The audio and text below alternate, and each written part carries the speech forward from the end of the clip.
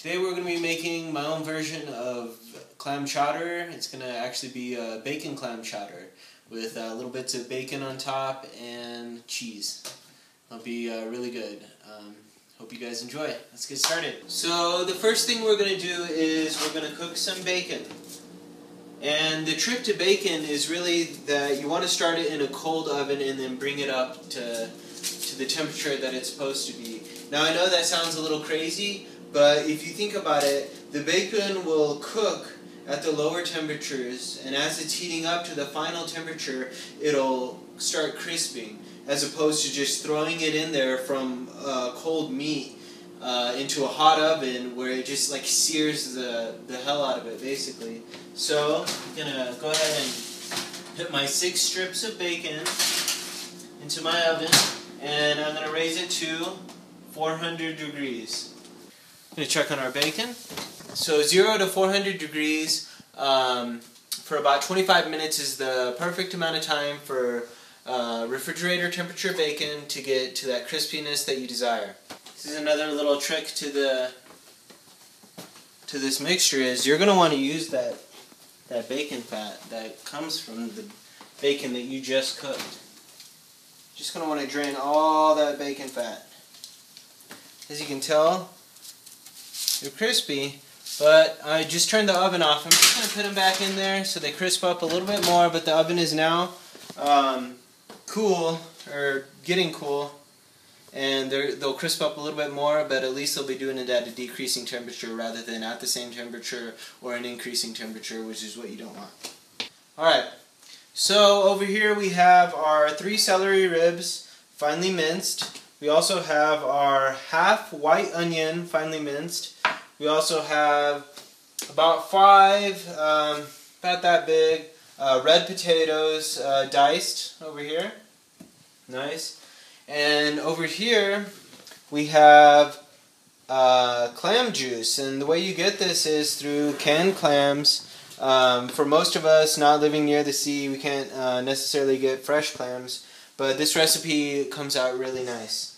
So what you do is I opened up 9 cans of minced clams, and what you do is you drain them over, oh, looks like it's still draining a little bit, it's okay. You drain them into a bowl, and you want to save all that juice. These are 6.5 ounce minced clams.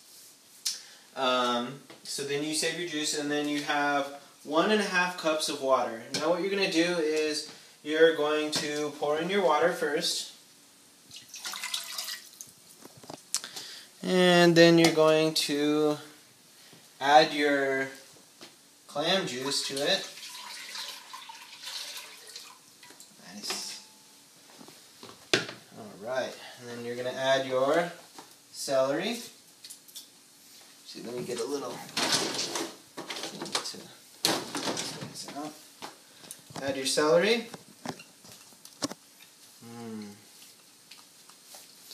You're going to add your onion.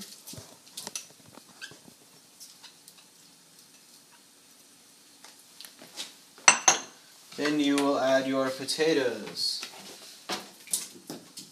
First I'm going to put that on high, get the water starting to boil. Okay, now while you have your potato mixture over here boiling on high, you're going to start your roux. So on low, you're going to add butter. And here we have actually 3/4 of a cup of butter. Unsalted butter. You're going to add 3/4 cup of flour. And you're going to want to whisk that in. And you're going to want to cook this for about 5 minutes. This is your roux, basically, which thickens your soup. Or until it turns lightly brown.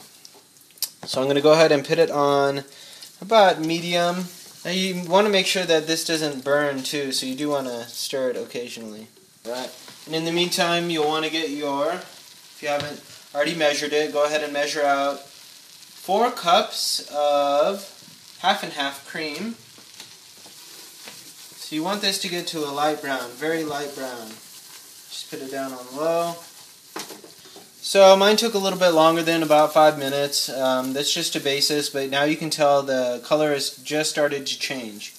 See the little brown elements coming through? So now we're going to add our 4 cups of half and half cream. So you do want to make sure that all the flour that settles, you just scrape it off the bottom so that it thickens into your roux. What you're then going to want to do is bring this to a boil, which takes about 2 minutes. This is really what you're going for. You're looking for a little bit of resistance for your cream to have combined with all that roux. Look at that. It's nice. So I'm just going to turn that off right now. Okay, so let's check on our potatoes. Alright, so got a nice rolling boil going on.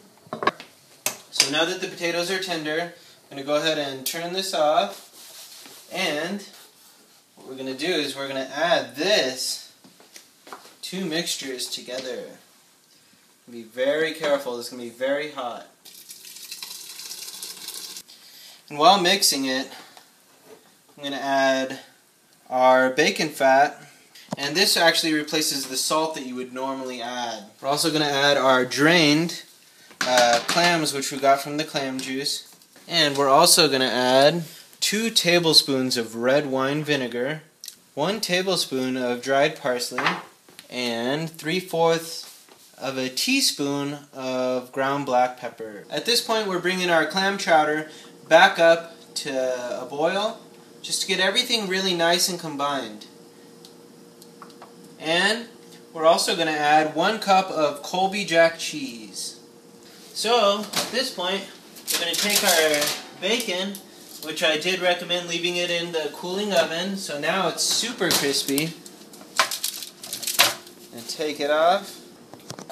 I like to get 2 big scoops from the bottom, and then a little light scoop from the top to make it nice and chunky, but also soup. It's supposed to be. Alright, and there we have it. We have our creamy bacon clam chowder. Little bacon bits on top. I'm going to eat this guy first, actually.